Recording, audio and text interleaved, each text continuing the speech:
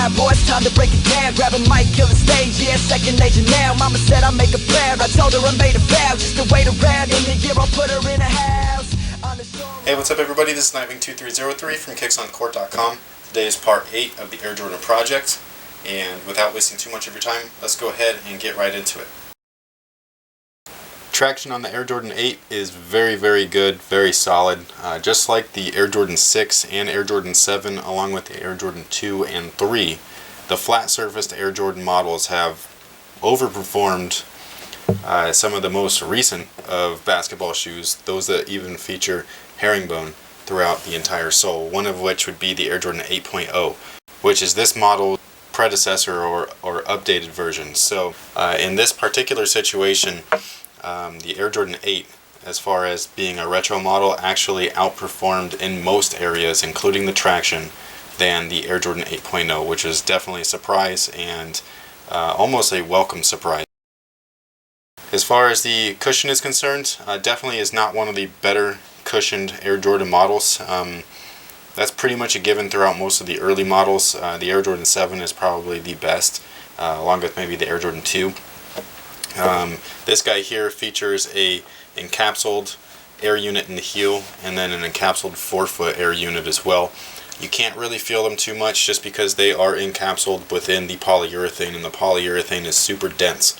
So it's so dense that just like with all the rest of the polyurethane Air Jordan models, the paint just kind of chips, flakes, and peels off and all of that stuff. You can see some of it like being creased up in the back here with the way that it's shaped, so you know that there's some compression upon heel impact or heel strikes. So there is some sort of weight distribution there. It's just not as much as it would be in something with a foam midsole, which is pretty much obvious. So comparing like this guy here to the Air Jordan 8.0, the Air Jordan 8.0 just completely blew these out of the water as far as cushion is concerned. One thing that definitely does help these guys though with having that dense polyurethane midsole is the fact that the rubber is cut out right here. So this definitely dips in a little bit upon your heel strikes, and it makes your transition just a little bit more smooth. So while it's not the best, it's definitely not uncomfortable. It's not like playing in a pair of Air Jordan 3s or a pair of Air Jordan 4s. It's a little bit more comfortable than that, but it's just not the best as far as cushion is concerned. The materials and fit, probably two of my favorite aspects of the shoe overall. The materials on this particular model is all leather upper, and then you also have models that are nubuck, and the leather on these guys here is just buttery soft, and it just no break in time whatsoever. It moves with your foot very nicely. The overall fit is true to size, so go with your regular size, and as soon as the laces are strapped up and tied all the way up to the top, and then you have these cross straps on there, the fit is so secure and snug, it's ridiculous. Having this inner boot here makes the interior feel very plush, so it's like you're in a very nice car. You know, if you sit inside of a Mercedes and then you go and sit inside of a Honda, you got two totally different feelings there, and that's what you get with this guy right here.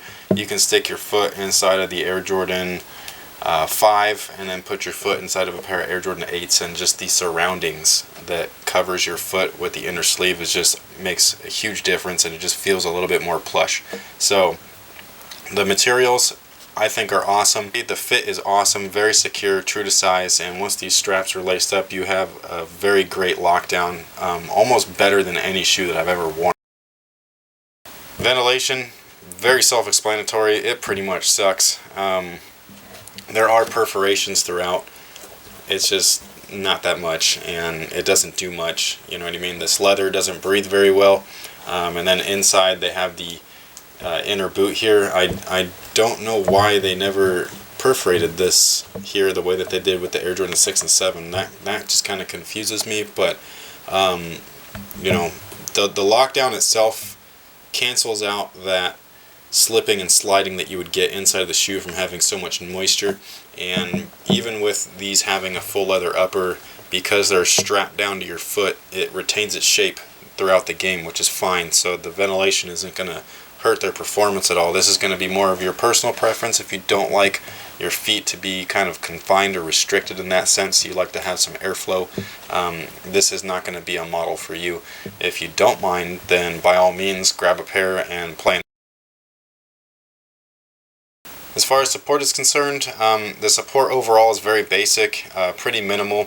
Most of your support's coming from the overall fit and these two cross straps. So as long as you lace these up all the way and tie them up tightly and then cross your straps up and strap them down, you have a great lockdown fit, making everything very stable and smooth. So the rest of your support is going to be pretty much coming from the molded arch. This is supposed to act as like a shank plate, but it's so like flimsy that I don't consider that much of any support. And then you have these splatter painted plastic pieces here, and these are supposed to act as additional medial and lateral side support cages. They wrap directly underneath the foot here. So in this particular model, it didn't do much of anything. I mean, there's so much bulkiness up here that's attached to your ankle that you know, the Air Jordan 8.0 had a better offering as far as support overall, especially with these two guys here, because those were TPU, and it was a cage that not only wrapped underneath the heel but also went and extended into the shank. So you had a little bit more support in the 8.0 versus the Air Jordan 8, but if you don't need that type of support, then these are going to be just fine. Alright guys, so that takes care of the performance review on the Air Jordan 8 Retro. Overall, I think these are a fantastic shoe. Probably the best as far as the early model Air Jordans, those of which that use polyurethane midsoles. The next in line would most likely be the Air Jordan 7. Those are probably the two best options if you wanted a old school or retro styled sneaker to play on court. For any other information on these sneakers as far as performance goes, as well as the performance scores, you can go to my site, kicksoncourt.com. So thank you guys for watching, thanks for your support, and stay tuned for next time with the Air Jordan 9, and until then, have a good one.